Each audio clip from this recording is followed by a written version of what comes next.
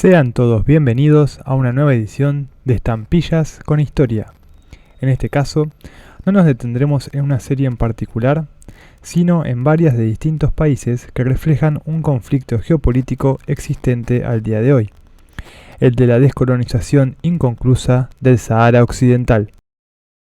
Nuestra historia comienza con la Conferencia de Berlín, aquella en donde las grandes potencias se repartieron África en plena era de la colonización. Los españoles ocuparon la costa del Sahara Occidental creando un protectorado entre 1884 a 1975.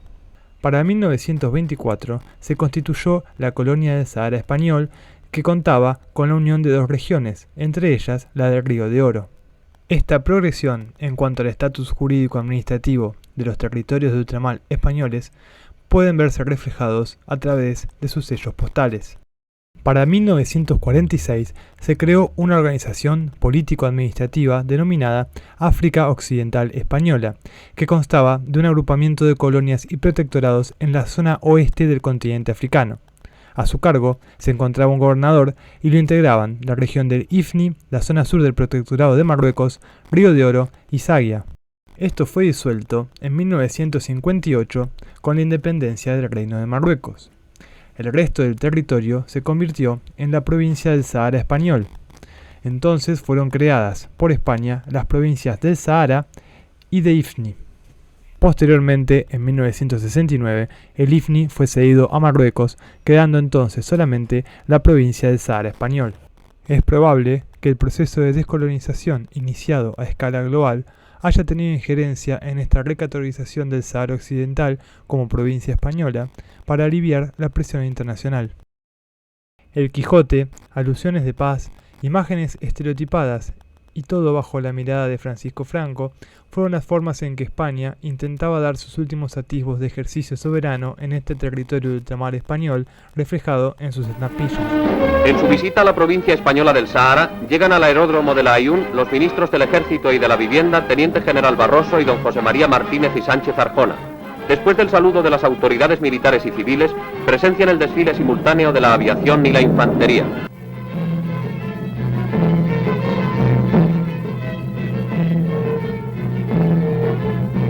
Para los moradores de La Aaiún, este es un día de fiesta.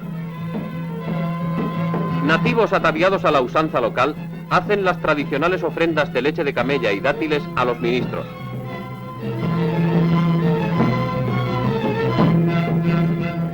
Para 1965, el Sahara Occidental fue inscrito en la lista de territorios no autónomos de la ONU.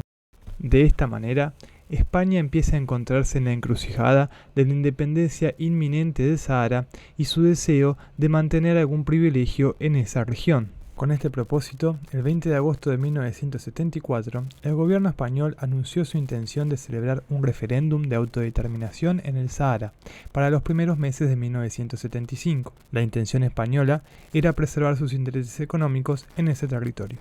Llegando a este punto y en un contexto de Guerra Fría, es que se da la denominada Marcha Verde. También, semanas después, se le sumó la agonía y el fallecimiento de Francisco Franco. Todo esto con el principal problema que le resultaba a las potencias centrales occidentales que se pueda generar en esa región un nuevo estado afín a Moscú. Es en medio de esta turbulencia que Marruecos ocupa 2/3 del territorio saharaui. Posteriormente, en el Acuerdo Tripartito de Madrid, España, Marruecos y Mauritania, en 1975 formalmente establecen una nueva colonización ilegítima del territorio del Sahara Occidental. De aquí emerge la nulidad de considerar a Marruecos como potencia administradora colonial y la claridad jurídica de iure que España continúa al día de hoy siendo la potencia administradora. De la opinión consultiva que la Asamblea General de la ONU solicitó a la Corte Internacional de Justicia el 16 de octubre de 1975 surgieron las siguientes afirmaciones. Por un lado, que al momento de la colonización española del Sahara, el territorio no era terra nullius, dado que el Sahara estaba habitado por pueblos nómades, organizados social y políticamente en tribus. Por otro lado, que la subordinación de ciertas tribus para con el sultán de Marruecos y la existencia de ciertos derechos sobre la tierra con el complejo mauritano no revestían la existencia de ningún vínculo de soberanía territorial entre el Sahara Occidental y el Reino Marroquí y o el Complejo Mauritano.